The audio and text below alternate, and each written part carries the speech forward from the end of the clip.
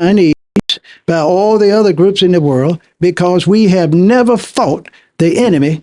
We pray for the enemy. I'm gonna say,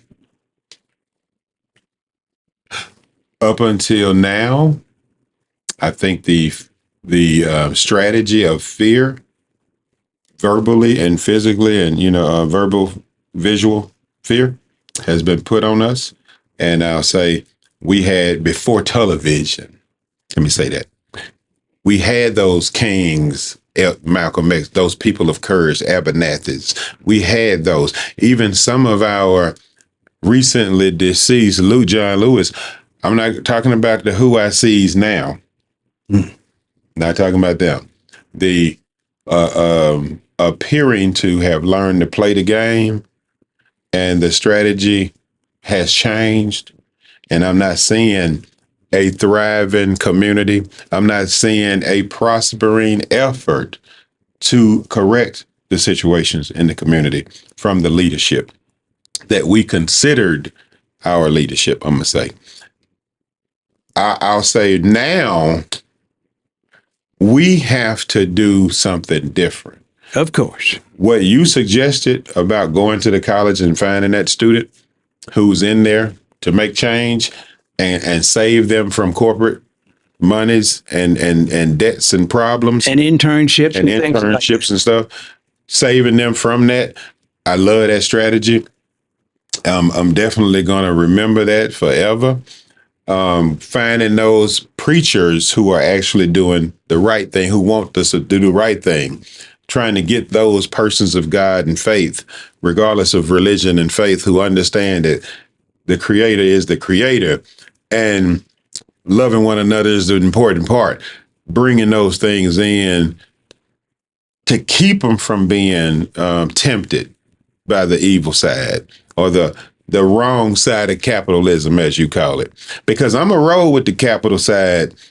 If we're going to play Monopoly, like, we're going to get more money than them so we can control how things are done, so we can defeat our enemy, not so that we can become them. You feel me? Like, I don't want to get the control just so I can be them. That's a fact. You want to be different. Definitely. You want to help the masses and not the 10%. I would rather have the control of what happens and live right next to my poorest person. That's a fact. You want to know why? It's because that's who I need to bring up. And if I'm right here with you, I care. Does that make sense? I can see what you're going through. My plan can be developed to assist you. My plans can be available to assist your family. Y'all good up there. Y'all know what y'all doing. They don't. This is where my teaching needs to be. So how big does my house need to be for just me? I don't need 50 acres for just me. You need 3 acres. In some counties, you need 2. You need a 2-bedroom house with a bath and a half and a porch. And not a back porch. And that's all you need if it's just one of you. Yeah, and if I get... I don't care if you're a millionaire. You don't need all of that. He was a football player. They said signed a $75 million contract, and he went and bought looks like a 3-bedroom, 2-bath house, and the people were talking about him negatively. I'm like, that's brilliant, dude. That's right. I'm like, you're one person. I'm like, 3-bedroom, 4-bedroom, 2 baths or whatever. That's actually too much. Like Doc said, our greed and our visual preferences have us thinking we need so much. Let me tell you, I have a little saying for that. Your excessive greed would put you in a very positive need. Because if you get resources and you don't know how to allocate those resources that's going to help you and your family, your community, you don't know that I am going to have to get somebody to do it for me, a lawyer, an accountant, a personal manager, and they are so pleased to work with you because they tell you, give me the ability to sign your checks, power of attorney over your life, and I will take care of you. And when you play football or basketball or do whatever you're going to do for 10 years, you're going to leave out of here a millionaire. And I'm going to make sure you have a mansion to live in. And all your manager's going to do is go down and talk to his friend that has a lot of real estate and lease a villa where he's going to pay him $25,000 a month to lease the darn thing. Lease 5 or 6 cars that cost over $250,000. I didn't say buy, lease or rent them. And tell you it's a tax write-off. And give it to you, and you smiling and greeting. Then I'll call you and say, well, you need to go to this club, and I'm going to set it up where you can go to the VIP section every time you go, and it's going to cost you only $5,000. You take all your friends, because I'm going to fix it where they give you all what you want. They taking all of that out of your salary. Right. And when you get hurt, get tired, get too old, or get rejected, and they send you home, and you start looking at your affairs, when you know anything, you find your taxes have not been paid, you don't own anything. I saw an example just 2 weeks ago about a comedian that did this. He thought his taxes were paid. I'm not going to mention any name. I know who you're talking about, I believe. And many others let this happen. He didn't have the ability, because he didn't have people in his community to teach him that. He probably listened to some of those old comedians, some of those big corporate lawyers, some of those managers that's been taking advantage of people for years. Right. And they say, let us take care of you. You just go out and look good and get some popularity in the community because you're helping this team, you're helping this business. Right. And you're only helping them, not yourself. And I remember that story coming from that comedian, and I was like, that's tragic. It was you're so busy, and you had some of the wrong people on your team. No, he had the right people on the team. He selected those people. Well, you had the because right he was people. Recommended by someone else, recommended him to get this person. But don't you know these people that are crooks like that got representatives out there to recruit people that's new and don't know anything? Oh. To get those people to let them be their lawyers, their accountants, their managers, their advisors. So crooked looks out for crooked. That's what you're supposed to keep the crooked going. That's right. So what we have to do is be the righteous team that look out for the righteous team, that support the righteous team, and defeat, now that we really do understand how our enemy works and thinks. That's right. And a good example, I talked to you about the young lawyer, the young medical doctor. Right. Now I'm going to get into the young preacher, how to get people that's going to start changing tomorrow. You get a young person, he or she went to the seminary, and they might be a Baptist, they might be a Catholic, they might be a Methodist, and he wants to join the local religious association. He was a honor student in his seminary, right? But his thinking was a little off. He was a legal scholar, but he does not go along with the normal rules and regulations, the agreements, and the guidelines of his denomination. So he tries to get in the group so he could become an officer. They're going to reject him. The Methodists, for instance, not going to give him a church with 400 plus people. They're going to give him a little church with 25. If they give him anything. If they give him anything. And it's surely not going to be in a big populated areas. They might give him 2 churches with 10 members. And he has to go 100 miles each Sunday to get there. I know of a case like this. And at the same time, that person is going to suffer. So if you get this young preacher or this lawyer that's been rejected by his people in his denominations or his legal association and hire him or her, change will happen in months. In months. That's the open mind of the individual who started on a journey that was God-led, but their mind stayed open, and we got to catch them before it closes up and they conform to the society around you. Is that what you're saying? That's exactly what I'm saying. And the other example you gave, and I'm going to show you how to get this situation changed almost overnight within 3 to 5 years with this young athlete that you were talking about that bought his little 2 or 3 bedroom house. I think that was a good idea, though. Now, it's an excellent idea, but most of them are encouraged not to do that. Now, this young man, when he retires, in 7 to 11 years, he is going to be a billionaire because he had enough sense from someone, and that was that little lawyer that was rejected, or that preacher that has a lot of common sense in that little church, that say you own your own stuff. You don't allow nobody to change, to sign your checks. You look at your statement, your assets and liabilities every month, and if you don't have a significant change, everything is going well. You make sure you keep a portfolio of your savings and investments. And if you don't know how to read it or understand it, you specifically hire someone. Don't go to school to learn it. Hire a specialist in your area. Let them teach you how to manage your affairs. And when he retires or gets sick or get hurt, he will be a millionaire, and he can go and sign his signature and expand his economic activities all over the world. Yeah. And not put up a penny other than his signature. But if you got to borrow money from all the banks and use your assets, you will never be nothing but a slave to the capitalist society. The banks, the government, and things of that nature. Now, that's simple economics. That's what I call Hendersonism. Hendersonism. That's right. Simple. And I have a religious Hendersonism principle too. Here's an idea I like to run past you, because looking at that gentleman, the sports person we're talking about, he's new to that kind of money. That's brand new for him. That's right. So, and this is what I'm feeling from you. What you're trying to say is, when you're brand new in that type of life, when that money comes in, keep your expenditures and things you need to monitor smaller, so that you can learn as you grow.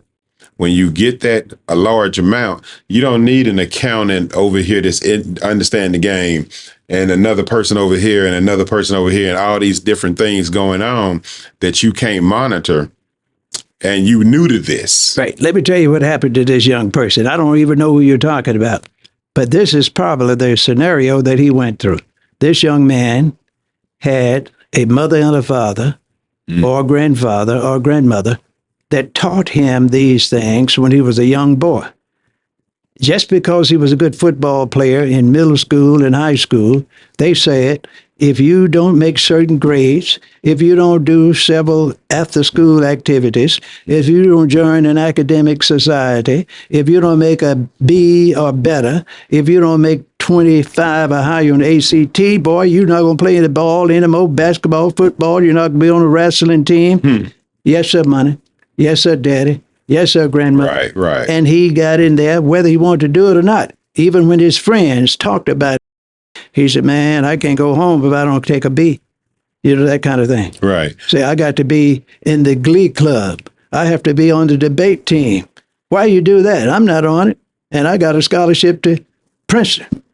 You know, that kind of thing. Well, what you say is the lifestyle behind the lifestyle. That's exactly right. You know. It's your early training, Doc. But you know something, Doc, we just did? What? We went back to the importance of the family again. The family is the most important unit in the history of the world. Having that mom and dad co-signing and supporting, I think we keep leaning on that. So I think we need to kick that away from trying to say them Republican values. Oh, I'm like, that's what the Republicans and Democrats want you to do. Like, both of them want you to be a slave to them. You know. So what you have to learn to do, Mr. Williams, you have to be able to work with both of those jokers at your advantage. Right. That's why black people can't be 95% Democrat. There is no way black folks ought to be 95% anything. Sense. They should be a 60 to 40% maximum of blacks in the Republican versus or the Democratic Party. Like maximum of either That's right. one. That's exactly right. I think. And they need to start on a local level doing this and getting on those committees and look at precincts and counties where they are at least 30% of the population. See, you can win if you 30% of the population, most of the local positions, if you have enough ability and sense to form coalitions with 2 or 3 groups. All you need is 5% here and 5% there, and all you need to win is 51%. Yeah, And that's all you need. And a good statistician can figure that out. And say you get a few of these liberal people to work with you.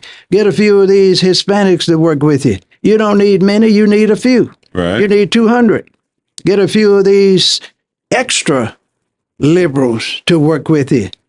You don't need but 1% of them. I think it's time to make that push for the right direction. That's right. And let us not be silent about speaking against the wrong. Right. I think that a lot of the people who want to stand up don't have the support, enough voices of support. But see, you don't go out and expose these concepts. You just do it.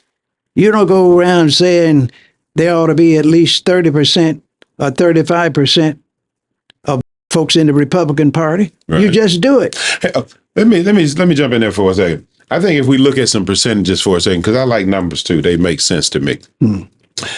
If any group of us is on the same page, over 60%, You're mentally unwell. you might want to question where we're headed. You headed to hell and destruction. I'm And telling you that's right now. And I'm going to say that from a standpoint of just, I like numbers. And when the majority wants to do something, You better run away from you it. might want to run away from that, because such a pleasure seeking me society.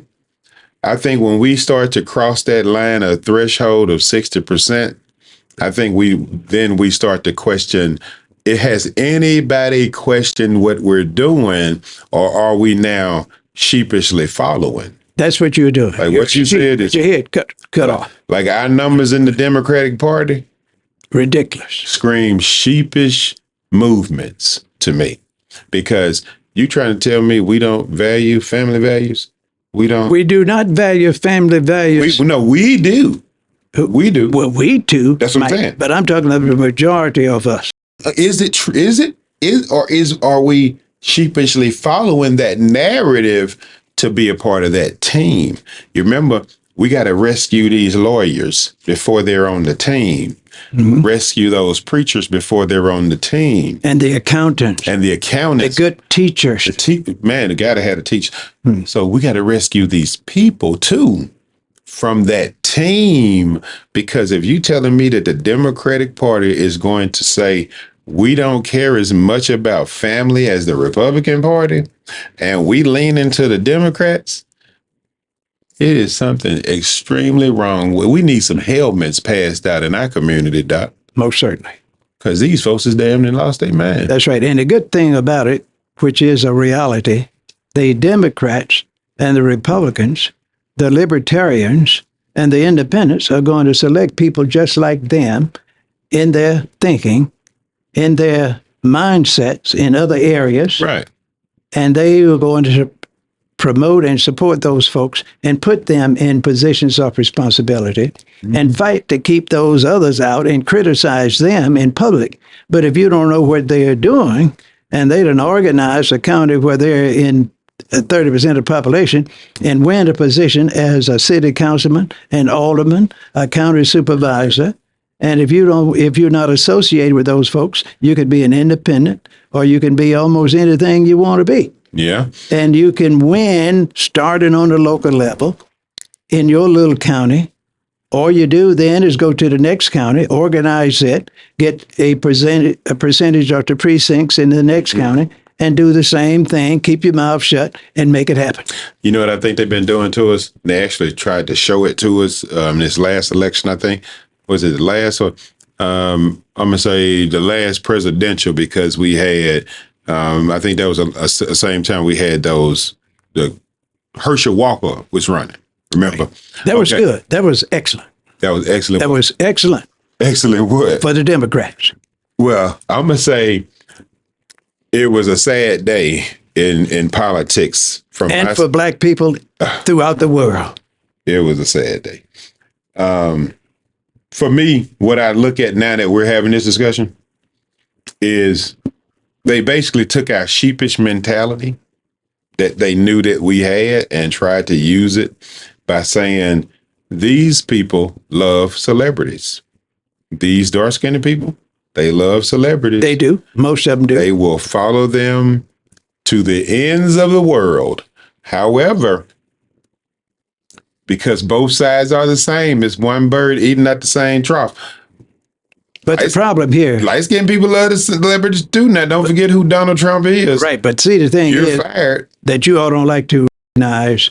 In this case, with this candidate, his selection was because of popularity, Right, and the ability that those people know that they selected because they can control him. That too. And in many cases, it's her too, the female.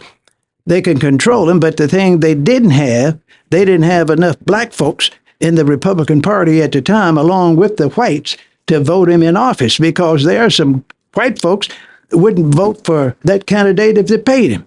But there was a certain percentage that would, and they didn't have enough blacks and Hispanics in that party, in that state, to have this man to win.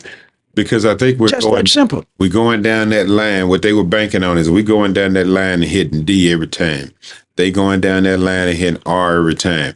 They don't care who the person is. They know that's going to happen for over 75% of the voters. And the fact that we don't even, most of these people on this list haven't campaigned today. We haven't seen a sign for them. Well, they don't have to campaign. They were paid to get in the race. Right. And so when we see that voting list, and it's 30 people long, and you only know 3. That's all you know, 3. You should only vote for 3 and sign your name under the ballot of each. Are you giving some advice on this? Can you? I thought you had to go through the whole thing. You don't have to vote for all those candidates. Okay. I don't ever vote for anyone I don't want to vote for. I've put my name on that little blank line under that person's position. You put your name under there. That's right. Okay, now I have done that. Okay, so I'll say in my recent years, I have voted for myself. You can do that. You can write in your name or someone else's name if you choose to do so. I've done that. You don't have to necessarily put your name. You put in a name of another qualified voter if you choose to do so. That's legal. I've done that. And I think that that's something that we don't say enough, hear enough, do enough in this country of democracy. You teach it at home and in the schools and in the churches. 50 years old, Doc. Just thought about it. Right. I just reminded myself. I remember I did vote for myself one time when I didn't know who it was. But I'm 50 right now. The younger 18-year-old doesn't know that. I've been thinking about it since the mid 1960s. Yeah. So we got to say those good things have to be heard.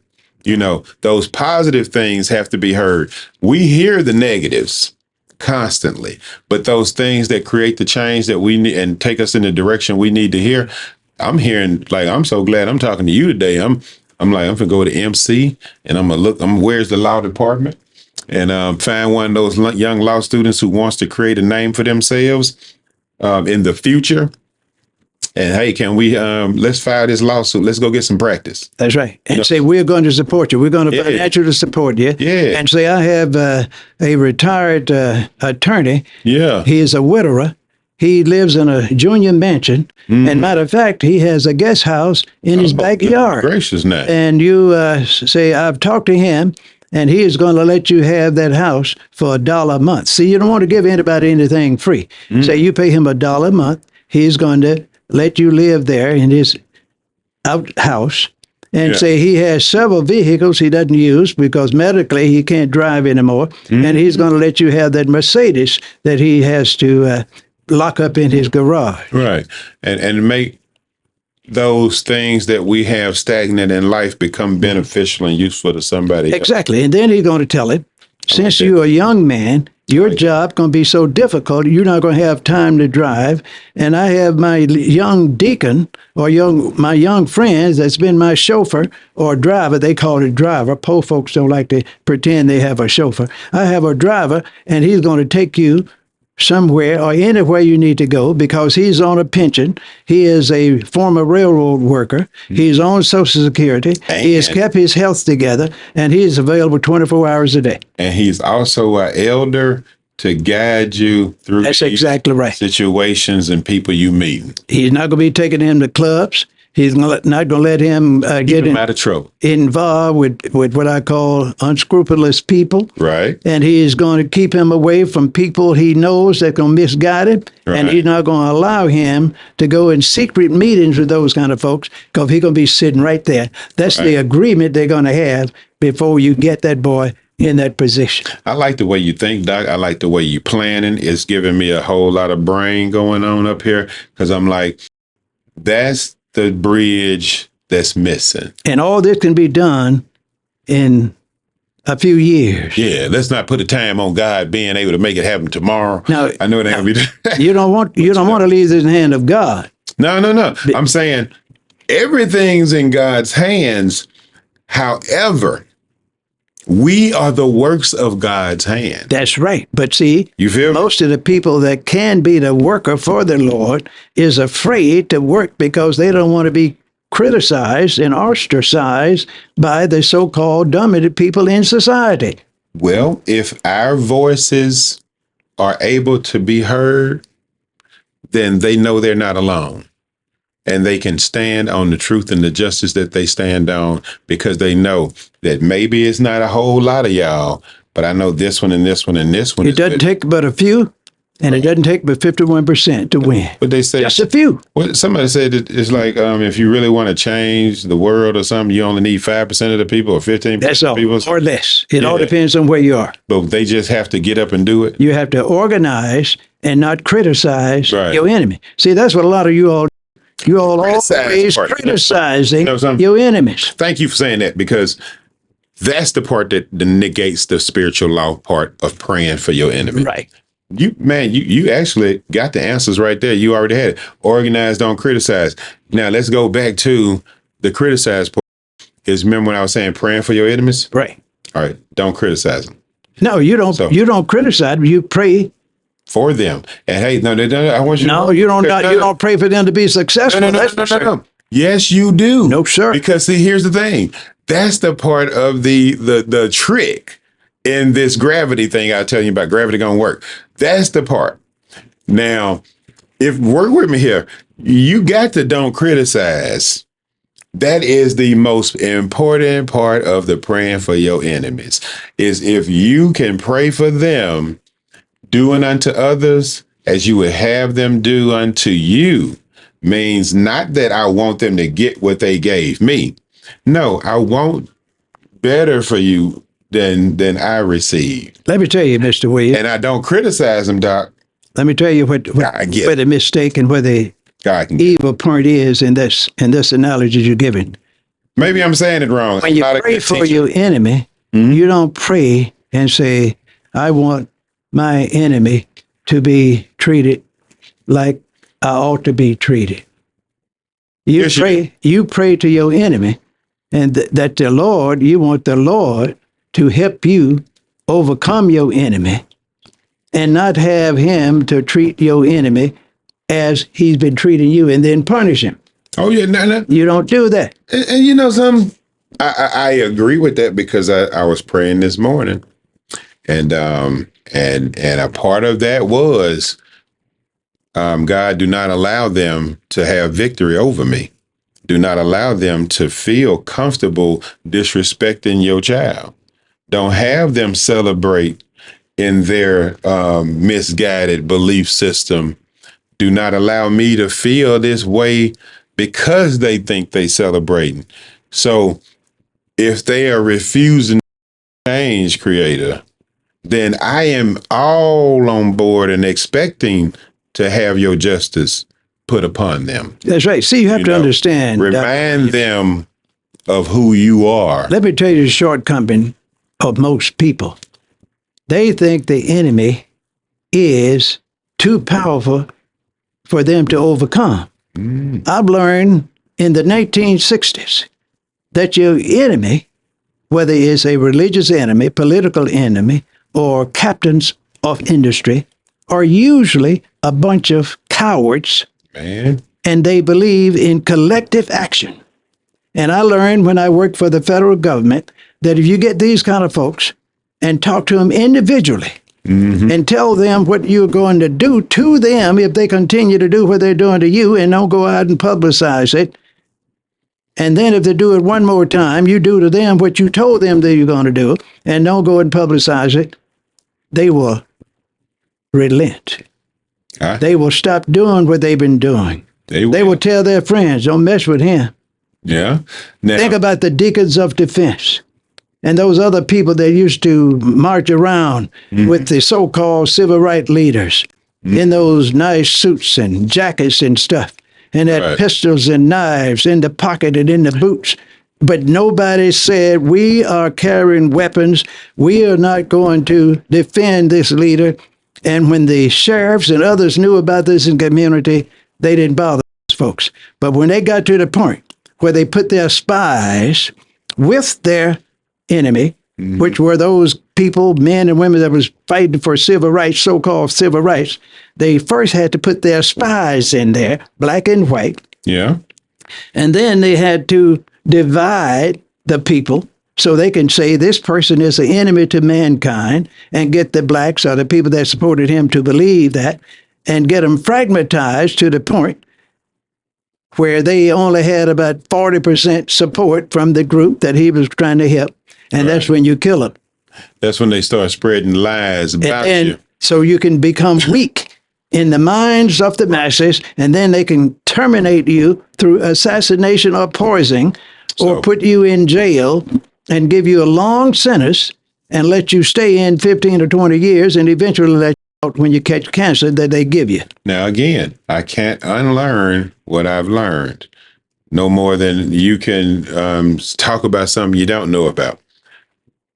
I can't not learn what I've learned through these past few years of spiritual law, that I had to reevaluate myself and change, and start to study and ask God to forgive me for being disrespectful to these laws in my non-seeking self, and my getting caught up in the sheep herd trying to be like everybody else. So asking God to forgive me and showing me the right direction. I have found in these laws to be tried and true. And something that I'll say is, and I'll tell everybody this, not getting killed by these gorillas out here. Excuse you say these Neanderthal, non-believing heathens not touching me. And I mean that because God goes before me, because God has shown me my path and shown me that these things you need to address about yourself to be in a protective field with me. You need to be in this honest life to be protected by me.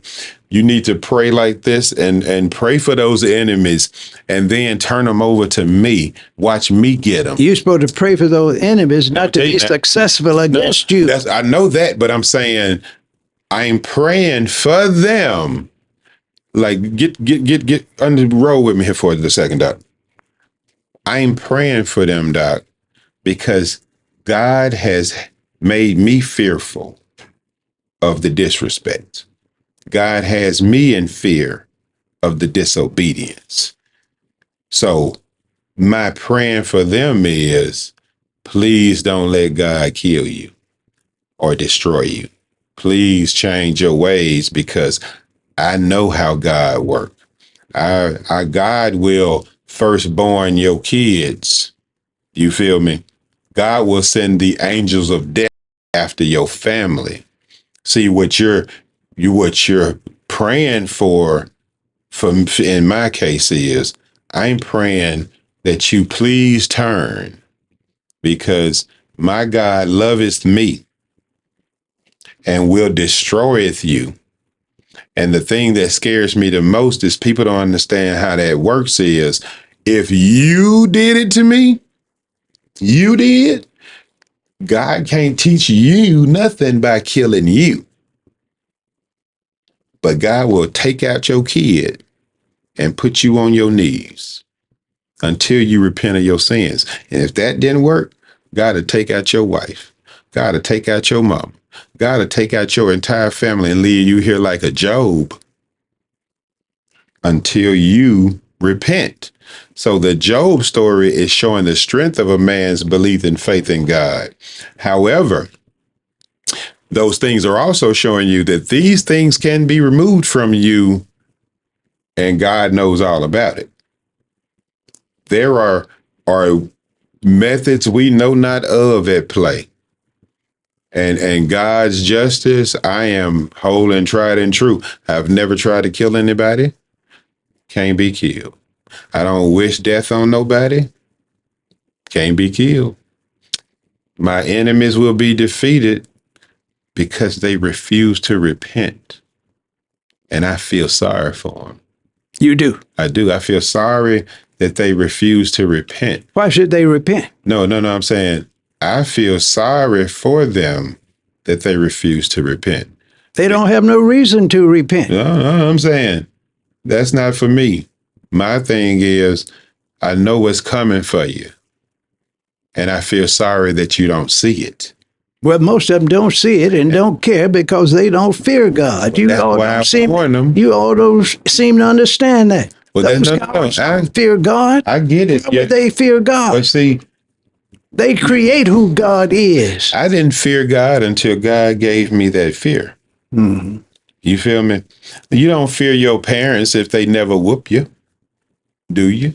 You're about right on that now. So if we have to start delivering whoopings, then guess what's coming? It's coming whoopings. But my job as a servant of God is to say, stop, no, don't. Because God is watching closely now, and our salvation is near. But our also punishment is coming faster than ever. Like when we started talking about the corruption in Jackson, something happened. Not 6 years from now, we just met and started talking about it, right? These things started bringing, now the FBI's in town. Let's keep going in that direction, Doc. That's what I'm saying. Let's keep speaking those things into action. Let's keep calling out the evil. Let's keep making the family important. Let's not think that's a Republican standing point, and I'll be damned if they get to own family. The Republicans running Donald Trump, grabbing women by their vaginas guy, running for president. How dare he even be a candidate unless we living in the Sodom of Gomorrah world? Well, we are. That's what I'm saying, though. Well, we got to say something then, Doc. I'm not going to be silent while it's happening, and I'm not going to respect not now one of these people with no money because they got money. So that's when you organize and go and do your thing. We doing it now. That's what I'm saying. This is the thing, is the power of the word is being brought to these people. And my warnings to please turn and change. All y'all, myself included, turn to God and seek the kingdom of love. And all things will be given unto us. But if we compromise ourselves and allow my daughter to fight your son because he identifies as a girl, then we should expect punishment. Sir, you got to silently fight your enemy. Let me give you a good example. I'm not silently fighting. Let me give you a good example. I'm gonna be praying against your enemy not going to do much good because he's not afraid of hell. No. They are not afraid of hell because he ain't never got a whooping. Because he's living in heaven on earth. The way you deal with your enemy and keep it quiet, every community that's been oppressed or suppressed or denied their rights as a human being and as a citizen need to have what we call CAT teams. What's that? Community action teams in numbers of 3, 5, and 7, and sometimes 9. Mm-hmm. And when someone violates a member of that group in any manner, that team, community action team, 3, 5, 7, or 9 members, need to go through that individual person.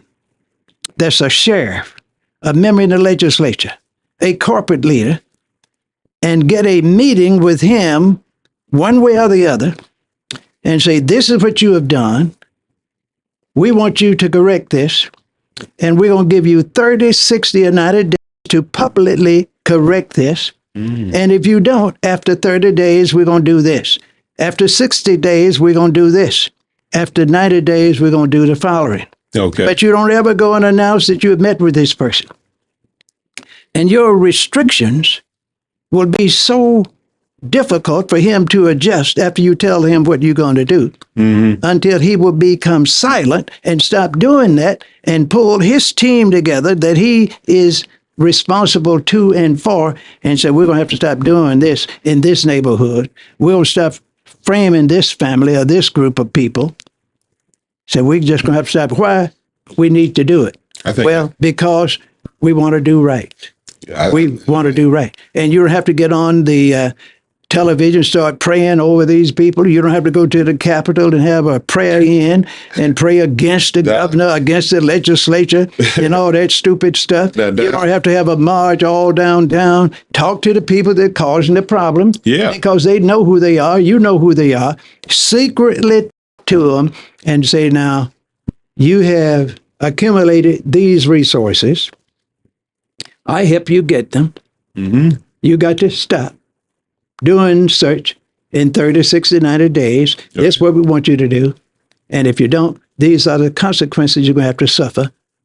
Now, I know you're not going to sign an agreement alleging that we have talked about this, but we'll be back in 30, 60, or 90 days. Doc, it was never... And keep your mouth shut and go and do your thing. Things will start happening. Things will start changing.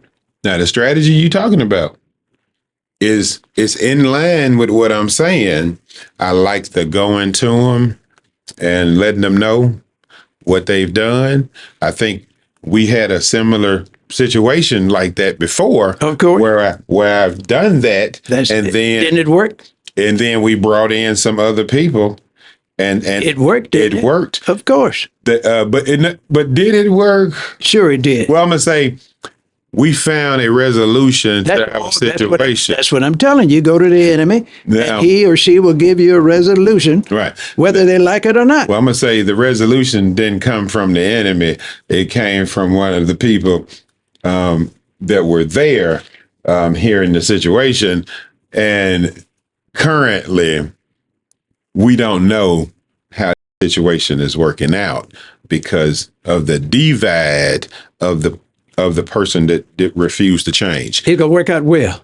It's working out well. It's going to work out well. I'm okay with it. You should be concerned about moving three things. You should be concerned about Dr. Williams and his immediate family and his community. Don't worry about other folks' family, other folks' community first. Right. Handle yourself first. If you are the sick person that's suffering, your job is to try to become well.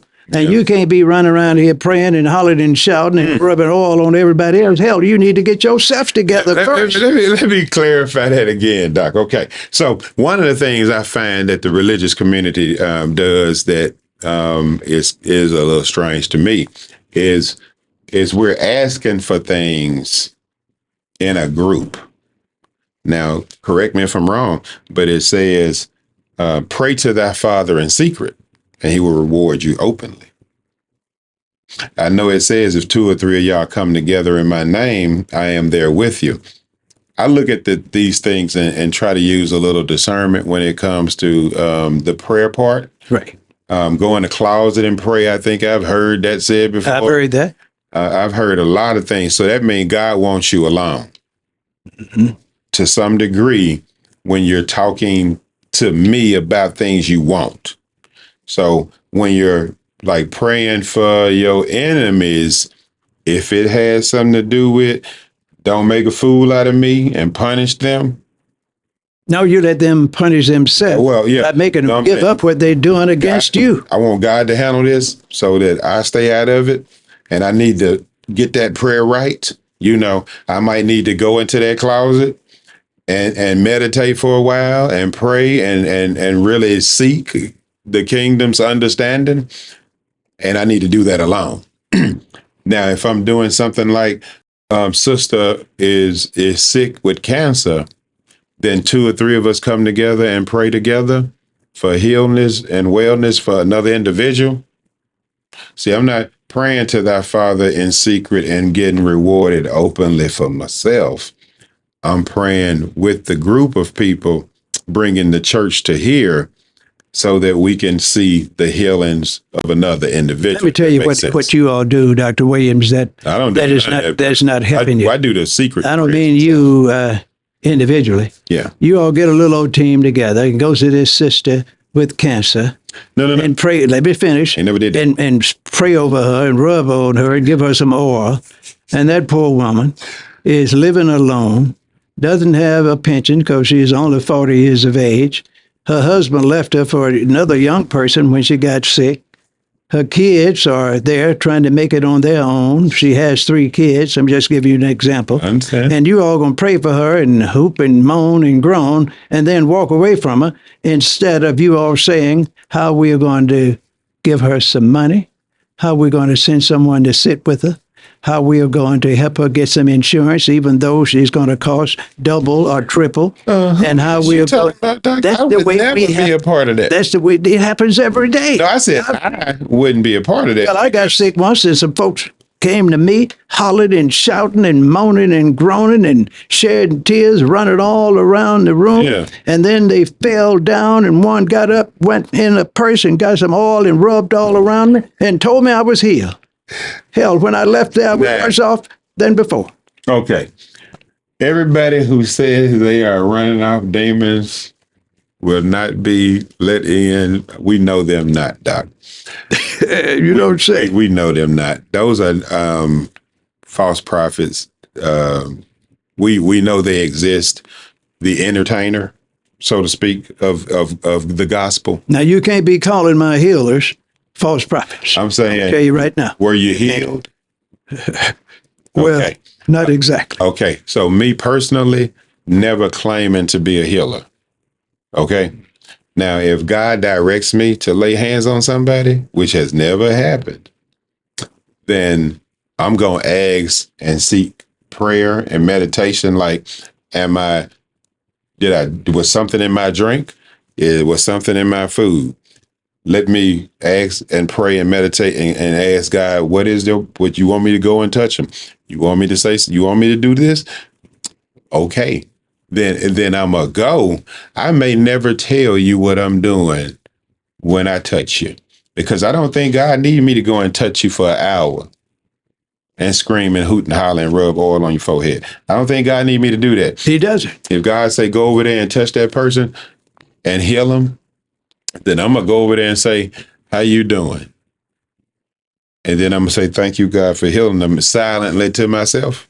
This is just me giving you a scenario. Right. I may touch them. How you doing? And then, God, thank you for healing them. First, you want to ask them. And showing me. First, you say, how are you doing? And what do you need? I don't know, but if I'm going to do a God direct. That's what you tell him. Well, he ought to be directing you. If you over there on doing his will, I've never been asked to do this. He'll probably give you that direction. Yeah. How are you doing and what do you need, sister? And then I'm going to have that expectation for it to be done. Of course. And that's why you have a team. With you or a team that you know can help you reach those goals and objectives after you find out what she or he needs when they are sick or when they have economic problems. When they have no bad-tailed kids that's out there beating mommy and daddy and they're only 10 years of age. That kind of stuff. Those problems didn't be solved in 30 days. Well, again, we have to get back to parenting these kids. We have not been doing that. Of course. We allow the government to tell us that the timeouts would work. Well, that's the government's job. But here's the thing, though. They told you the timeouts would work, but then they wrote books when the timeouts study failed and it didn't work anymore, and they changed their direction. You remember how they say you want to hide it from us, put it in a book. Well, I went and looked for those books about touching discipline. But then right in that same area, a few years later, if you look at the dates, it said timeouts don't work. Of course not. It was like timeouts and how to talk to your kids. You got to do more than time out. Yeah. That's when you really talk to him, when you put him in time out in a little private corner somewhere. You go there and talk to him real low and let him know what you expect and what you're going to do to him if he doesn't do it. With a smile now. You don't go in there cussing and all that kind of stuff and threatening that child. You say, this is what you're doing wrong. Right. In order to continue with this family, you're going to have to start doing these things. If you don't do the following, we're going to take these actions against you, on and on and on. First, do you understand what I said? Yeah. Then you say, repeat what I said. Mm-hmm. Now, is there a time for that rod? There is a time for that rod. As long as we're on that same page. The time for that rod is that second time. You because you don't go beating them first. Right now, I would say you have to teach them the right and wrong first. First, then you put the rod on them if they mess up the second time. Obedience, right? And maybe the third time. And the third. And if you put it on them right the second time, you usually won't have another problem with that youngster while he is living with you and eating your food and living in your house. In total agreement with you. He's going to do his dirt on the outside of his immediate community. I agree with you on this one, Doc. I know it. That is how you teach a dog to quit pissing in the house, ain't it? You told me that you had one that you had to train. In the process now. Guess what? She's not peeing in the house unless it's like I ignore her, or it's like she's coming to get me now, and scratching on my legs and saying, and then she run to the door. You feel me? Right. Now I had a little accident in the house the other day, but I will say I was busy working and not paying a lot of attention, and I was in another room, so my attention was somewhere else. And she ended up using the bathroom in the house. I didn't spank her for it because she did try to come get me a couple of times. Right. But let me tell you where you made a mistake. When you taught her how to come to you when she wanted to have a discharge. Yeah. And she learned that. The next training would be to teach her how to go to the door. You then have to teach her how to go to the door after you call that carpenter and put that little hole for her to go out. And you will never have to. And you will never have to move. It takes a little more time, and you will never have to do anything for that dog. I don't have the 3 acres yet, dogs. You might not need. You just need an apartment. Well, I got unfortunately. People have loose dogs running around. Of course, my dog ain't but like this. I know your situation. Big. So I can't really allow her to go out by herself. She goes to the door. She'll come to me, then she'll run to the door and wait for me at the door. When I do have like those moments when like I got this long cord for her, so I'll sit in my office and I have the door cracked so she can come in and out, and I'll leave her collar on so that she can go in and out the door, but she can't get lost. That's right. So I have that in place when I'm in my office and I'm right there by the door. However, I can't let her run free like I want to. Of course not. I don't have a fenced-in yard like I really want to. So I have to do those things as a parent now. A new parent, protect my little puppy and keep her from, harm's way. Because some people have dogs running around that could do harm to my girl. They will attack your dog and kill your dog. Your children are the same way if you don't train them. Man, you said a lot. I know it. So I have to put that, and this is maybe the God created to try to teach me something, because I promise you, having a dog is, who you want kids? I'm like, you need to get a dog first if you think you want kids, because trying to sit down and just do some work with a dog that wants some attention, you always have, it's almost being mean to him. I'm gonna lock you in the cage while I'm working. I don't do that. So I have to stop what I'm doing sometime and make sure she's okay, and then continue back. Well, you got to learn to continue your training and train them not to worry you unless 45, 30 minutes or an hour has passed. You can teach children the same way.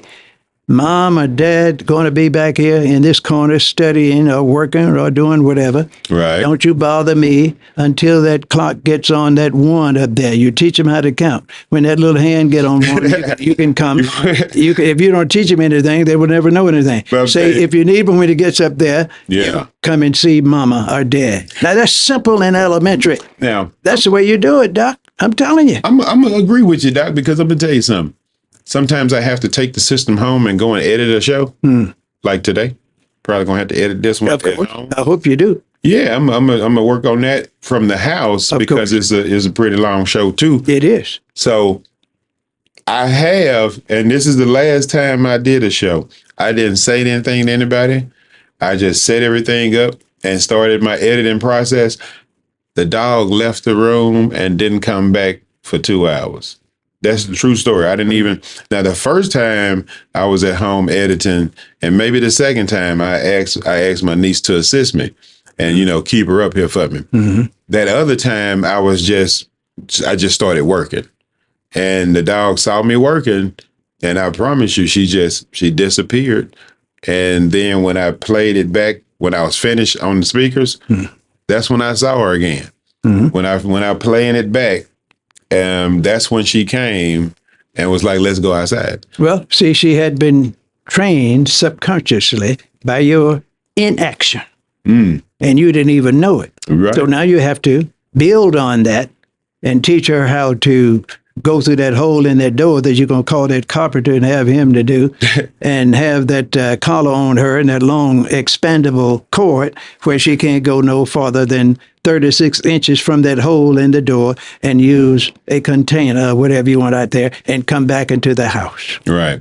And that's something I just had to say. I noticed that the last time she was trained to give me some time without me even making it a big effort of training, Right. It wasn't, I didn't put a lot of effort into it. So we kind of slowing down a little bit, Doc. And I mean, we got 2 hours of phenomenal conversation. Well, let's put a halt to this. I have a schedule. Yeah. Now, I'm not like a lot of folks. I have a schedule in life. Plus Things I have planned to do before now. Right. And I got 2 hours from you. I'm not finna ask for another minute. Well, I want you to go and cut that down into three 30-minute shows. You want to do 3? I might grab 4 out of this. But make 4 then. Right. We don't need anything longer than 15 or 20 minutes. All right, Make so it part 1, part 2, part 3, part 4. Now, that's my recommendation. You're the boss. Well, you do it any way you want to do it. Well, I think I like that. Our conversation, that I'm gonna go back and look at it. Yes. And because we got some real conversations going on in here that I might have to keep together, depending. But I like that part 1, part 2 stuff. But it's kind of. Are you trying to say you ain't gonna come back and visit me, Doc? I'm going to come back to it. If you follow my recommendation. I'm following. You put it in clips. First have short segments, and then put them in clips, 30 seconds to 40 seconds. Let me tell you what I've been doing recently. What have you been doing? And then I'm gonna go ahead and get ready to close this out. What I've been doing recently is I take the show, and I'll clip some parts of it, Right. and use them like commercials. That's correct. Before I launch the show. That's excellent. You feel me? That's so excellent. you know how we used to do things is we put the show out there, and then we do the clips to get you to go watch it. I'm doing the clips first, and say, watch this show later at your convenience. That's the way to.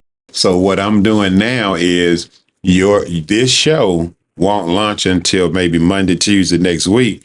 But tomorrow, I'm going to be doing the clips and putting them out there to generate that momentum for and that interest. Yeah, that interest. And then you tell those people that are looking at that clip, please share this with your associates, your friend, at least 10 or 30 of them, and you tell them to do the same. That's my recommendation. You're the boss. You do it the way you want to do it. Doc, you know me. I'm learning from you. I hope it's something I can share with you. Well, you do it all the time. I appreciate what you share with me. But these conversations, to me, I take so much from them. I can't disregard the wisdom and understanding because it's working. Like I said, I test these laws. I test this advice. And when it works, I'm excited to use it. That's why I'll say I may never be able, I may currently not be able to explain my understanding of praying for your enemies other than to say, organize your prayers. That's right. Don't criticize your enemy. Go and talk to your enemy. Go and talk to him. Talk to your enemy in private. In private. Yeah. Separate him from his squad. Separate him from their squad. Talk to them in private. That's right. And at the end of the day, don't criticize them, because those things you criticize come back to you. That's right. And you don't go around telling people you talked to your enemy and told him or her not to do certain things. Looks like that was right on time for us to go ahead and end this one, Doc. Give me a hug, Doc. You get on out of here. Let's get to business. It's 4 o'clock, man. Oh, come on. I don't believe it. Thanks again for showing up, man. Yeah, that's why I was like, I gotta cut it off because I know you got somewhere to go. And something and me too. And that's the thing. I got somewhere to go too. So that is the intro. I mean, that is the exit on this show here. Right. And we out. We'll see you next week. See you on the clips. Send me that good stuff. Let's see what's to it. You know I got you, sir. You'll be getting it first before anybody else. Everywhere. Send it everywhere. Everywhere gonna get this one. You know what I'm saying? Put my contact information on that because I want them to call me. Always. Make a speech and get paid for it. We always gonna have that on there for you, and definitely got you scheduled anytime you want to show up. You know that. You are more than welcome to be here. What time is the event tomorrow? It'll be from 10 to 1. 10 to 1, 10 to 1, 10 to 1, 10 to 1. 10 a.m. to 1. We're going to be at the East Center in the collaboratory room. If you're coming, come to the front desk where security is. Okay. And we told security to keep the people there till we come and get them. Gotcha. We start on time. You come late, 10 to 1. we ain't going to say nothing to you. And is there a charge for this? Yeah, there is a charge. How much is the fee, Doc? The fee is $99 per person. $100. Oh, no. 99. 100 is too much. I charge 99 That's $99 dollars per person. Gotcha. So we're gonna put that clip out there for them tonight. I'm gonna go ahead and get that done so we can have that out there for them to see tonight. Okay. Okay. And we're gonna. I'm gonna be over there. I'm gonna be. You know, I got to be at the Bean Path tomorrow. Yeah, I got you. I'm gonna pray about it and figure it out. But I'm definitely gonna be showing up. Well, you show up, and I'm gonna have you to make a 2-minute speech now. Well, you know, anything you ask, I have to ask you to say something. Anything you need, I got you. Yeah, So I'm gonna introduce you and have you to say something. I don't even know what it's going to be. But if I ask you to say something, yes, sir, you say something. I'm gonna do my best to make you proud. Those people. Right. All right. So that's the PerTspective. We'll see you guys next time. Dr. Eldridge Henderson, we love you, and you have a great day, sir. All right. See.